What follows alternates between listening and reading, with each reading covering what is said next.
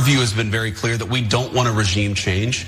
We do not want to protract this or build this out any more than it's already been built out. We want to end their nuclear program, and then we want to talk to the Iranians about a long-term settlement here. This mission was not and has not been about regime change.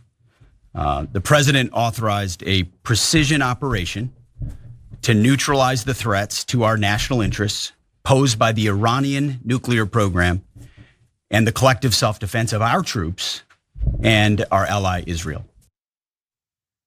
So that is Vance and Hegseth saying it's very limited. Not like trying to change the leadership of Iran or anything like that. And they got out there and said that, and Rubio was saying the same thing. And the pattern that we always see in the Trump administration plays out, where they all go out there and try to say the thing they think sounds responsible, and then oops, unfortunately your boss is Donald Trump, so you're gonna look like a goddamn fool. So Trump almost immediately went to Truth Social to say, it's not politically correct to use the term regime change. I don't even know what that's supposed to mean. It's such a strange thing to say. But if the current Iranian regime is unable to make Iran great again, why wouldn't there be a regime change? Miga. You get it? Because when we illegally bomb another country, start a war with them, we get to assert that it's because they're not great. They should have been great. And if they're not great, maybe we'll kill all of their leaders. Replace them with someone who will make them great in our view. So maybe there will be regime change. Who the hell knows? I mean, we're now finding out that Russia is talking about moving some of their nukes to Iran to help dissuade further aggression. Nobody could have predicted it, I guess. Nobody could predict that that would be a response to this. Nobody would predict that perhaps now Iran will have been, they will finally understand we obviously need to have nukes to stop Israel and the US from attacking us. And so even though they had not been trying to pursue nukes, now they very well might, or they might just be given them. They could be there in a week or a month for all we know. And this is what these idiots have gotten us into. And so he seems to very casually talking about regime change there. So Karoline Leavitt's gonna try to clean up the mess a little bit, doing a little bit of fun lying. Take a look. The president believes the Iranian people can control their own destiny. And what he said last night makes complete sense. If the Iranian regime refuses to come to a peaceful diplomatic solution, which the president is still interested in engaging in, by the way, why shouldn't the Iranian people take away the power of this incredibly violent regime that has been suppressing them for decades? And so our posture has not changed. Our military posture has not changed. These were decisive precision strikes that were successful on Saturday evening. But the president is just simply raising a good question that many people around the world are asking.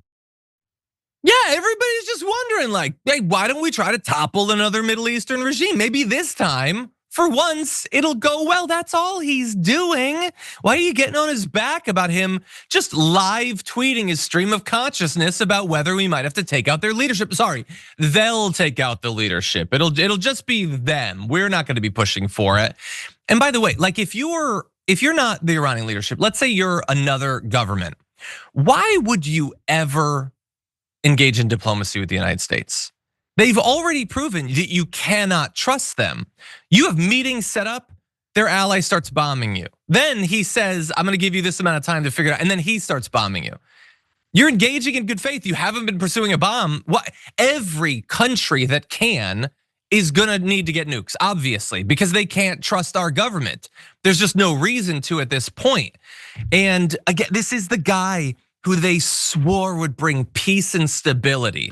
And now he's talking about maybe either directly or maybe funding some insurgency to take down the Iranian leadership, as if that's not gonna lead to an increase in terrorism and arms proliferation and all of that. Jayar, what do you think?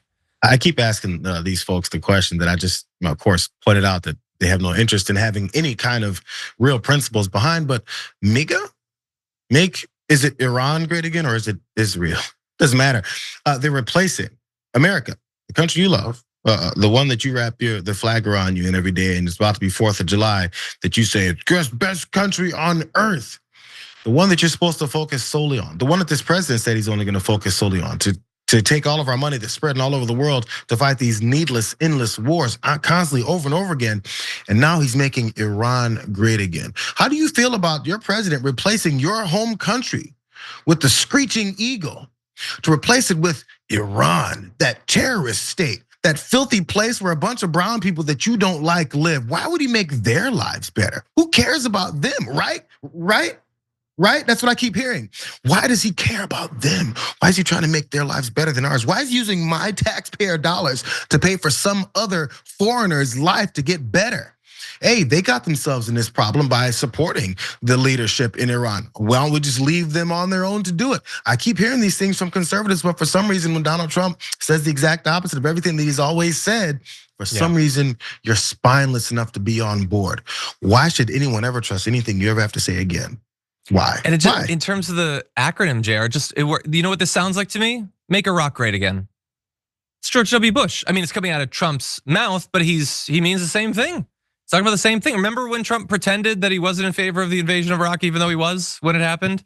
He gave MAGA, you had all the information you needed. The dude is not actually anti-war.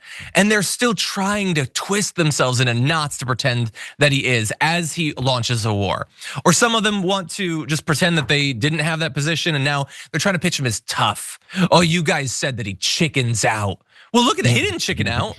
He had other guys drop bombs as if that's a matter of bravery rather than the wisdom to know that it's gonna have God only knows what kind of conclusion, like what kind of damage could come to us as a result. It has nothing to do with bravery, you jackass. Any president could have bombed Iran over the last 40 years. It's the easiest thing in the world to do. What isn't easy is to avoid the damage that comes to it. The economic, the war, the direct attacks from Iran, increases in terrorism, the effects of toppling a regime, all of that. And we've had so many examples over the last 20 years, and these caveman jackasses still think that it's a thing about bravery or something. God damn, are they stupid? Stop putting stupid people in charge of our country.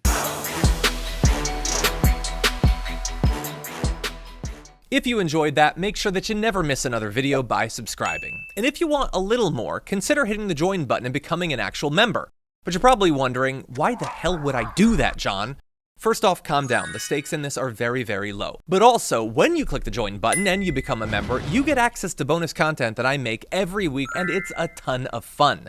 You get access to tons of custom emojis and more besides that. By the way, if you join at tier 3, you even get access to a monthly member hangout with myself and other awesome people, and we always have a great time. By the way, you'll get all that going forward, but you also unlock years of the back catalog. That is literally 100 or more bonus clips, top 10 lists, debates, and more.